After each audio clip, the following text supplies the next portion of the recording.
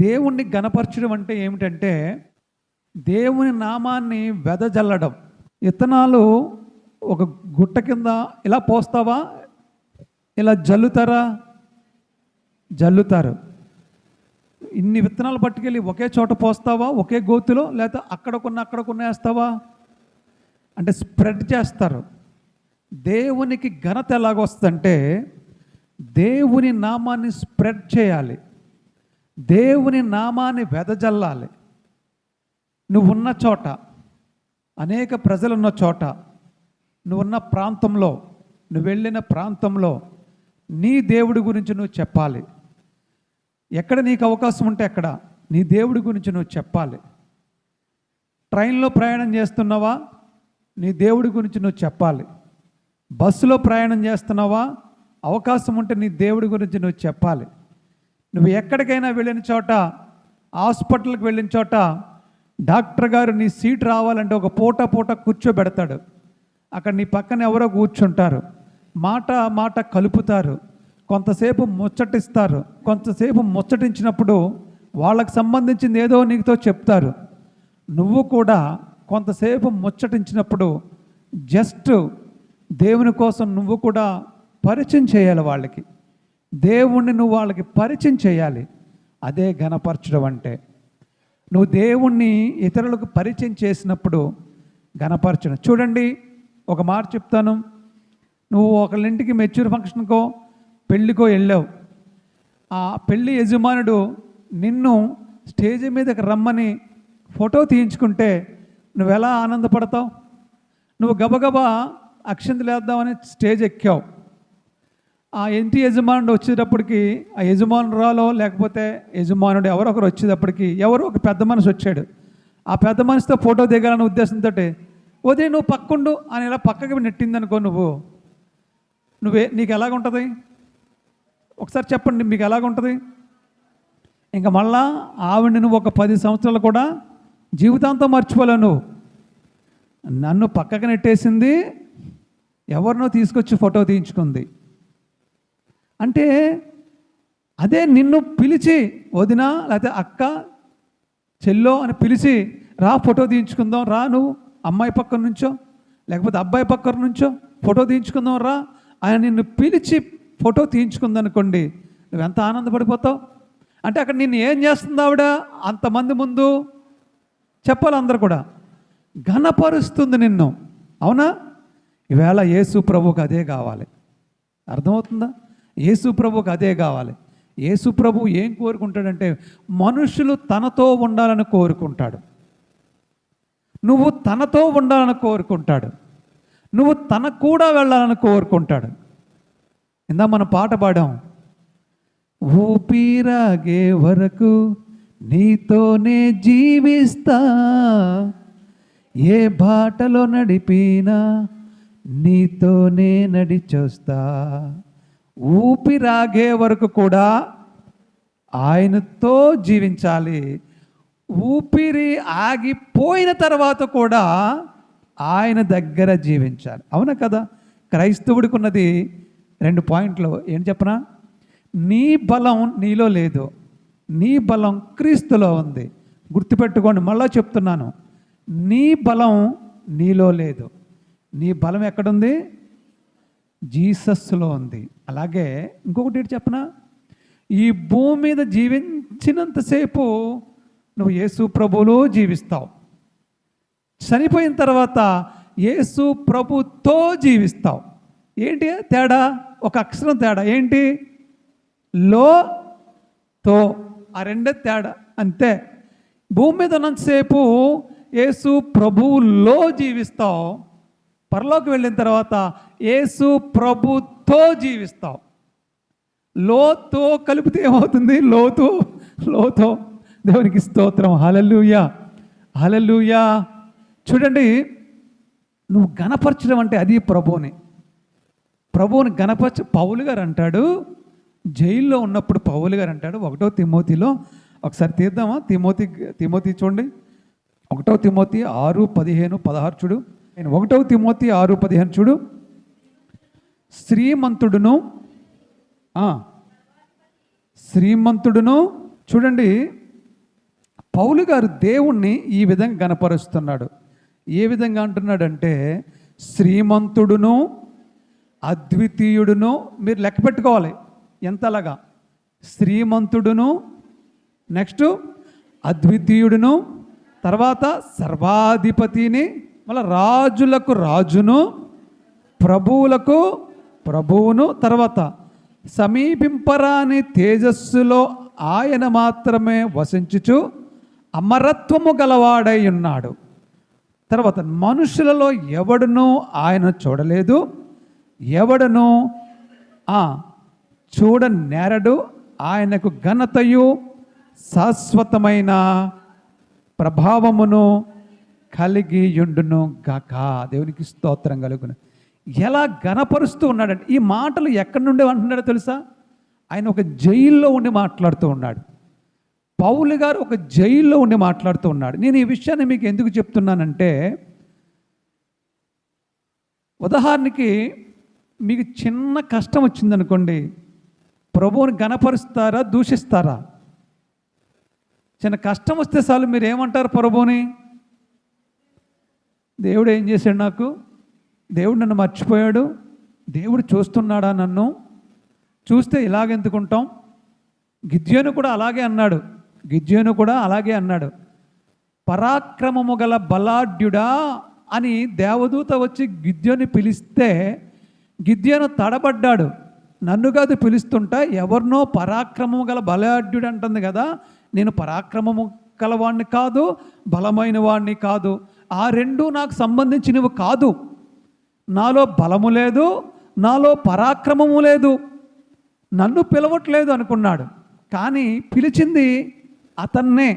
అతడు అంటాడు, దూత వచ్చి అతనితో దేవుడు నీకు తోడై ఉన్నాడు అని చెప్తే గిద్యోను అంటాడు, ఎక్కడ దేవుడు నాకు తోడుగా ఉన్నాడు?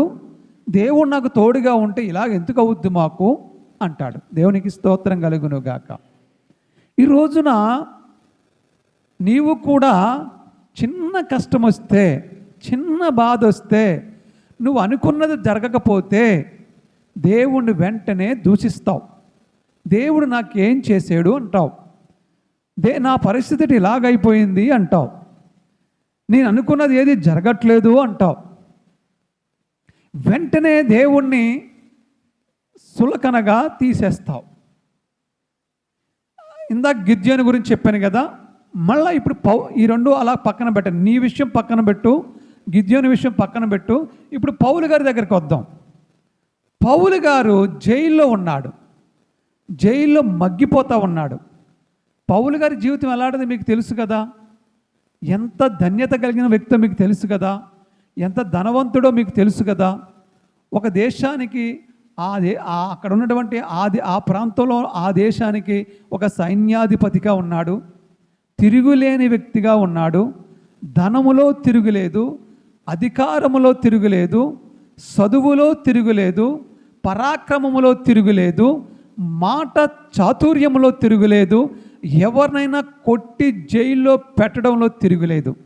అలాంటి తిరుగులేని వ్యక్తిగా ఉన్నటువంటి పౌలు గారు దేవుని నమ్ముకుని, దేవుని సేవ చేస్తూ, దేవుని సువార్త చేస్తూ, వాటన్నిటినీ పెంటగా ఎంచుకొని విడిచిపెట్టేసి ప్రభువు కొరకు వస్తున్నప్పుడు పరిపాలిస్తున్నటువంటి ఆ ప్రభుత్వము అతన్ని జైల్లో పెట్టింది. ఇప్పుడు అతను ఏమనాలి యేసు ప్రభువుని? ఏమని అనాలి యేసు ప్రభువుని? చెప్పండి, ఒకసారి మీరే చెప్పండి. మీకు ఏమని తడుతుంది? అసలు నిజానికి పౌలు గారు ఏమనాలి జైల్లో పెట్టినప్పుడు? ఇదేంటి ప్రభువా, నేను ఎలా బ్రతికేను? రాజు దగ్గర రెండో రాజుగా ఉన్నాను, నా పక్కన సైన్యం ఉండేది, నాకు చిటికేస్తే అధికారులు నా కాళ్ళ దగ్గరికి వచ్చేవారు, నేను ఎవరినైనా కొట్టి ఈడ్చుకెళ్ళి జైల్లో పెట్టే అంత అధికారం నాకు ఉండేది, చిటికేస్తే పనివాళ్ళు ఉండేవారు, డబ్బు ధనం లోటు లేకుండా ఉండేది, నేనే అనేకులు జైల్లో పెట్టేవాడిని. ఇప్పుడు నేను జైల్లో ఉన్నానేంటి? నీ పని నేను చేస్తుంటే నేనెందుకు జైల్లో ఉండాలి? అప్పుడే నాకు బాగుండేది కదా, ఇప్పుడెందుకు జైల్లో ఉన్నాను నేను? ఇలా చేసేవేంటి నన్ను అని దూషించి దేవుణ్ణి ఏమైనా అన్నాడా? ఏమంటున్నాడు పైపెచ్చు? ఏమంటున్నాడు పైపెచ్చు పౌలు గారు? శ్రీమంతుడును అద్వితీయను. చదవండి. తిట్టులకు బదులు ఏం చేస్తున్నాడండి? పొగుడుతున్నాడు. తిడడానికి బదులు పొగుడుతున్నాడు. ఏమని? శ్రీమంతుడును అద్వితీయుడును సర్వాధిపతిని రాజులకు రాజును ప్రభువులకు ప్రభువును సమీపింపరాని తేజస్సులో ఆయన మాత్రమే వసించుచు అమరత్వము గలవాడై ఉన్నాడు. మనుష్యులలో ఎవడును ఆయన చూడలేడు, ఎవడును చూడ నేరడు. అబ్బా, ఏమని దేవుని పొగుడుతున్నారు చూడండి. ఆయన గొప్పతనాన్ని ఎలా వర్ణిస్తున్నాడో చూడండి. జైల్లో మగ్గిపోతూ దేవుణ్ణి గొప్పతనాన్ని వర్ణిస్తున్నాడు.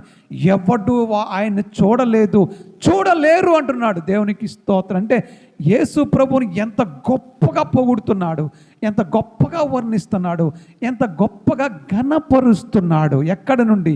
జైల్లో ఉండి. అది ఘనపరచడం అంటే అది. అబ్బా, ఎలాంటి పదాలు వాడాడండి చూడండి. సమీపింపరాని తేజస్సులో ఆయన మాత్రమే వసించుచు అమరత్వము గలవాడై ఉన్నాడు. సమీపింపరాని తేజస్సు యేసు ప్రభుది. అమరత్వము గలవాడై. బా, ఎలాంటి పదాలు రాశాడండి. అదండి గణపరచడం అంటే.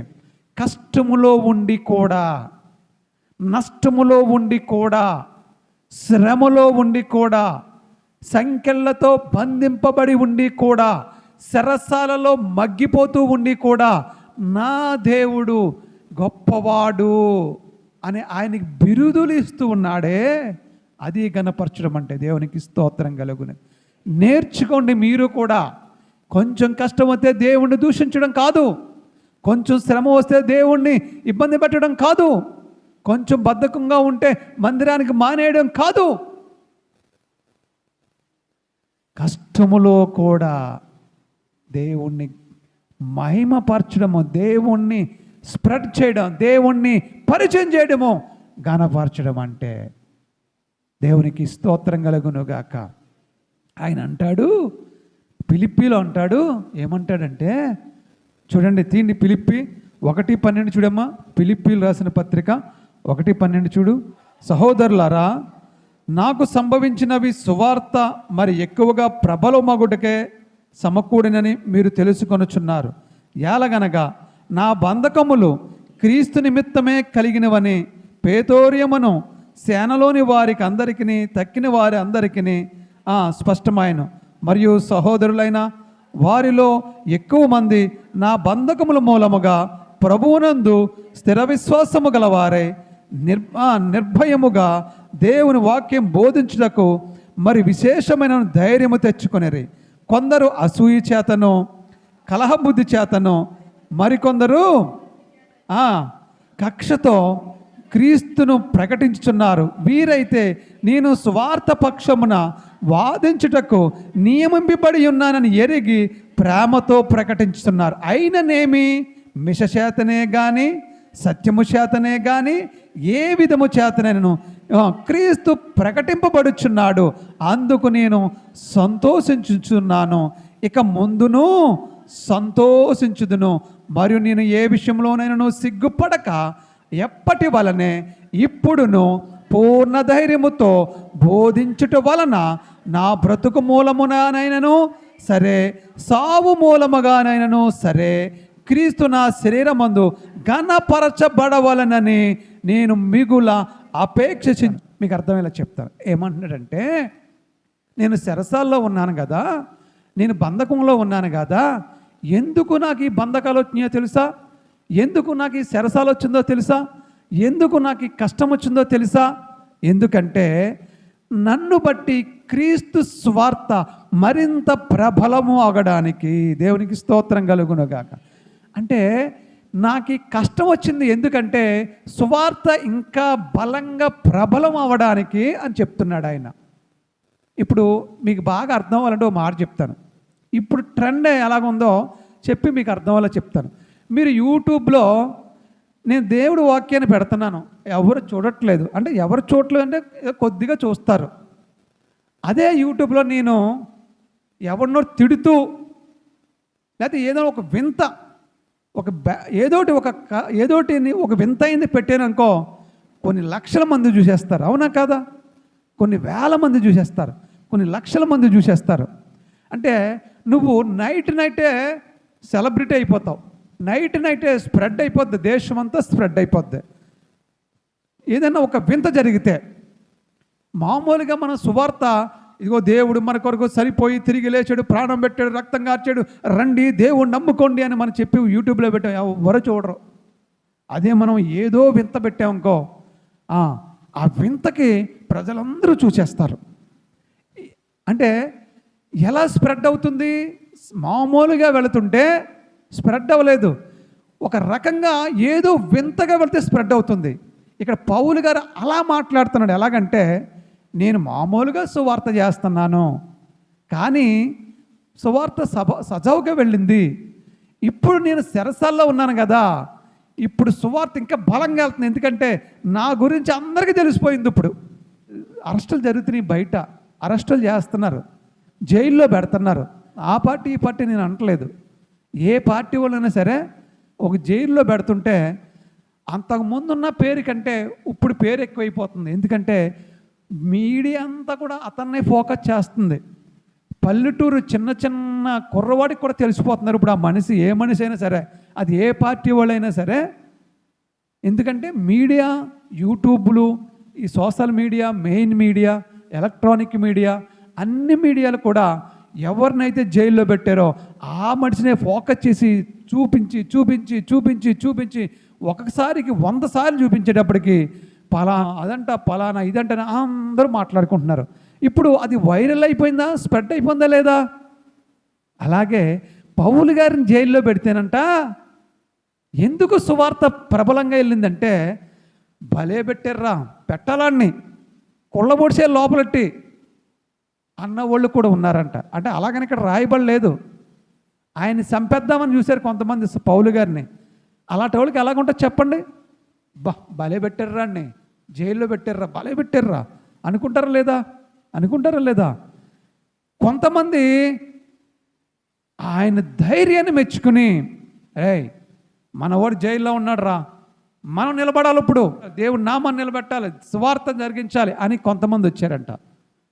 ఇప్పుడు ఇరాన్కి, ఇజ్రాయేల్కి, అమెరికాకి యుద్ధం జరుగుతుంది. ఇప్పుడు ఖమేనీ అనేటువంటి లీడరు, ఇరాన్ అధ్యక్షుడిని వీళ్ళు చంపేశారు బాంబులేసి, అమెరికన్ ఇజ్రాయెల్ రెండు కలిపి. ఒక రోజున వాళ్ళు నివసిస్తున్నటువంటి ఏదో మీటింగ్ పెడితే ఆ మీటింగ్ మీద బాంబు వేస్తే వాళ్ళందరూ చచ్చిపోయారు. ఇప్పుడు ఇరాన్ వాళ్ళు ఏం చేశారు తెలుసా? ఒరేయ్, మన నాయకుడు చచ్చిపోయాడు రా, ఇప్పుడు మనం బలంగా పోరాడాలరా అని వాళ్ళు ఇంకా బలం తెచ్చేసుకుని మొత్తం చుట్టుపక్కల ఉన్న దేశాల మీద అన్నిటి మీద వేసేస్తున్నారు బాంబులు. వాళ్ళు చూసారా ఎలాగుందో? అంటే ఇప్పుడు యుద్ధం చేయమని చెప్పట్లేదు నేను, యుద్ధం మంచిది కాదు, యుద్ధం ఆగిపోయి అందరూ శాంతియుతంగా ఉంటే మంచిదని కోరుకుంటున్నాను. కానీ జరిగిన సిచ్యువేషన్ మీకు చెప్తున్నాను నేను. ఇరాన్ నాయకుడు ఖమేనీ చచ్చిపోయిన తర్వాత వాళ్ళు వారు ఆపలేదు, ఇంకా పెంచేశారు. అంటే వాళ్ళ నాయకుడు చనిపోయినా కానీ కింద స్థాయి వాళ్ళు బలంగా నిలబడ్డారు. ఇప్పుడు పౌలు గారు జైల్లో ఉంటే తన వెనకాల లేకపోతే తక్కిన వాళ్ళు అల్లిపోలేదు, ఇంకా బలంగా నిలబడ్డారంట. నిలబడి సువార్త ఇంకా పూర్ణ ధైర్యంతో చేశారంట. అతను చెప్తున్నాడు, కొంతమంది ఏమో నా మీద అసూయతో చేశారు, కక్షతో చేశారు. ఎందుకని? నేను ఆగమని వచ్చాడు, నన్ను మించుకుపోతున్నాడు, బాగా తీరిందిరా, జైల్లో పెట్టారు ఈసారి. పెద్దోడిని, పెద్ద పాస్టర్ని అన్నమాట, పెద్దోడిని, ఆడికంటే పెద్దోడిని, నన్ను గుర్తించలేదు, చూడు ఏం జరిగిందో అని, ఇప్పుడు నేను చేస్తాను చూడు అని చెప్పి పౌలు గారిని జైల్లో పెట్టిన తర్వాత అలాంటి వాళ్ళందరూ ఆడికి భలే జరిగింది, ఆడికి రాడు, మేమే మీకు దిక్కు అని వీళ్ళు మొదలెట్టారంట. ప్రసారం చేయడం, సువార్త చేయడం తప్పు కాదు, సువార్త చేయడం మొదలెట్టారంట. అంటే ఇప్పుడు ఈ సైలెంట్ అయిపోయిన వాళ్ళందరూ ఏమవుతున్నారు? ఇప్పుడు చెప్పాలి, అర్థం అవ్వలేదు మీకు? సైలెంట్ అయిపోయిన వాళ్ళందరూ ఏమవుతున్నారు? ఇంత క్రితం పౌలు గారు సువార్త చేస్తున్నప్పుడు ఈర్ష్యపడి అసూయపడి అతనికంటే ముందు సువార్త చేసేవాళ్ళు సైలెంట్ అయిపోయారు. ఇప్పుడు ఏం చేస్తున్నారు వాళ్ళు? ఏం చేస్తున్నారు? పౌలు గారు జైల్లో ఉన్నాడు కదా, ఆయన తిక్క కుదిరింది, ఓ ఊగిపోయాడు, వచ్చేసి మాకంటా వెనకాల వచ్చి మమ్మల్ని దాటుకు వెళ్ళిపోయాడు, ముందుకి బాగా తీరింది, జైల్లో పెట్టారు, ఇప్పుడు మేమే అని వాళ్ళు బయలుదేరి సువార్త చేస్తున్నారంట. అంటే కొంతమంది అలా అసూయ చేత సువార్త చేస్తున్నారంట, కొంతమంది కక్షతో చేస్తున్నారంట సువార్త. పౌలు గారి మీద కక్షతో చేస్తున్నారంట. కొంతమంది ఏం చేస్తున్నారంటే ప్రేమతో చేస్తున్నారంట. మనోడు జైల్లో ఉంటే మనం ఎందుకు వదిలేస్తాం, మనం చేద్దాం సువార్త అని చేస్తున్నారంట. పౌలు గారు ఏమన్నాడు తెలుసా? భలే మాట అన్నాడు. చూడండి ఇక్కడ ఏమన్నాడు చూడండి. కొందరు అసూయ చేతను కలహ బుద్ధి చేతను మరికొందరు మంచి బుద్ధి చేతను క్రీస్తును ప్రకటించుచున్నారు. ఇప్పుడు పౌలు గారు అంటున్నాడు ఏమని? అసూయ చేతన కొంతమంది, కలహ బుద్ధి చేతన కొంతమంది, మంచి బుద్ధి చేతన కొంతమంది క్రీస్తుని ప్రకటించుచున్నారు. వారైతే నా బంధకములతో కూడా నాకు శ్రమ తోడవ్వాలని తలంచుకుని శుద్ధ మనసుతో కాక కక్షతో క్రీస్తును ప్రకటించుచున్నారు. కొంతమంది అంట పౌలు గారిని ఇంకా అందులో పెట్టే ప్రభా, ఇంకా అందులో నెట్టే ప్రభా, అతను బయటికి రాకూడదు ప్రభా అని ప్రార్థన చేస్తూ సువార్త చేస్తున్నారంట. ఎందుకని? మేము ఇప్పుడు సువార్త చెయ్యాలి, చేస్తే దేవుడు అతను అందులో ఉంచేస్తాడు, అతనికి బయటికి రాడని సువార్త చేస్తున్నారంట కొంతమంది. అంటే వాళ్ళు చేసింది కక్షతో చేసిన పని ఏం చేస్తున్నారు? దేవుని సువార్త చేస్తున్నారు. తర్వాత చూడండి ఇంకొకటి చూడండి. క్రీస్తు వీరైతే నేను సువార్త పక్షమున వాదించుటకు నియమింపబడి ఉన్నావని ఎరిగి ప్రేమతో ప్రకటించుచున్నారు. దేవునికి స్తోత్రం. ఆయననేమి అంటే ఆయన అంటున్నాడు, ఎవరు ఎలా చేస్తే నాకేంటి? ఇలా చూడండి, మిషచేత కానీ అంటే కోపంతో కానీ, తర్వాత సత్యము చేతనే కానీ అంటే మనస్ఫూర్తిగా నిజమైనటువంటి సువార్తనే కానీ ఏ విధము చేతనైనను క్రీస్తు ప్రకటింపబడుచున్నాడు, అందుకు నేను సంతోషించుచున్నాను, ఇక ముందును సంతోషించుదును. దేవునికి స్తోత్రం కలుగునుగాక. నేను సెంట్రల్ జైల్లో ఉన్నా కానీ నేను సంతోషంగా ఉన్నాను. ఎందుకంటే నన్ను బట్టి దేవుని సువార్త ప్రబలం అవుతుంది. ఆమేన్. ఇంకో మాట అంటున్నాడు అతను, జైల్లో ఉంటే ఇంత ఘనంగా సువార్త ప్రకటింపబడుతుంది కదా, ఇంకా నేను నా శరీరమందు నేను బ్రతుకున్నా చనిపోయినా నా యొక్క శరీరము ద్వారా దేవుడు ఘనపరచబడితే నేను సంతోషిస్తాను అంటున్నాడు. దేవునికి స్తోత్రం కలుగునుగాక. ఇక్కడ చూడండి, అది కూడా ఉంటుంది చూడండి, చదవండి అక్కడ 19 చూడు. మరియు నేను 19 నేను ఏ విషయంలోనూ సిగ్గుపడక ఎప్పటి వలనే ఇప్పుడును పూర్ణ ధైర్యముతో బోధించడం వల్ల నా బ్రతుకు మూలముగా నేను ఇది ఒక్క నిమిషం ఆగండి, ఇది వినండి. ఇందాక అంటున్నాడు నేను సెంట్రల్ జైల్లో ఉన్న కారణం చేత దేవుని సువార్త బాగా వెళ్ళిపోతుంది కాబట్టి నేను జైల్లో ఉన్నా కానీ నాకు ఇష్టమే, హ్యాపీ అంటున్నాడు. ఇప్పుడేమంటున్నాడు చూడండి మళ్ళా, ఇదిగో నా బ్రతుకు మూలముగానైనను సరే చావు మూలముగానైనను సరే క్రీస్తు నా శరీరమందు ఘనపరచబడవలనని. ఇది మన టైటిల్ ఏంటి ఈరోజు? వాక్యం ఘనపరచడం. ఓకేనా?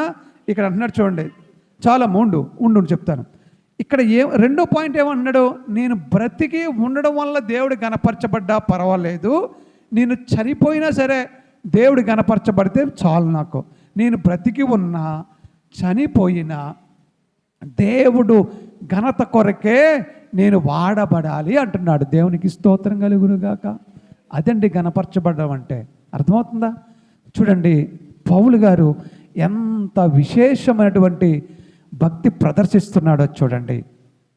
నేను సెంట్రల్ జైల్లో ఉన్నాను, బంధకాల్లో ఉన్నాను, కష్టంలో ఉన్నాను, శ్రమలో ఉన్నాను, ఇబ్బందిలో ఉన్నాను, అయినా డోంట్ కేర్, అయినా నేను భయపడ్ను.